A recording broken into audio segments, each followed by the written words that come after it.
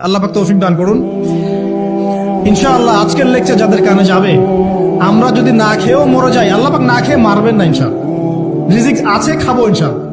কিন্তু হয়তো বা অভাব হবে, টাকা পয়সা একটু কম হতে পারে, অন্যের 10 তলা ফ্ল্যাট হবে, আমার হবে না, ঠিক আছে, অন্যের এত বিঘা বিঘা জমি আমার হয়তো হবে না, কিন্তু ইনশাআল্লাহ তাআলা এই যে দুনিয়ার মুসাফিরের জীবনটা, এটা মুসাফিরের জীবন না, মুসাফিরের জীবনটা কেটেই যাবে ইনশাআল্লাহ।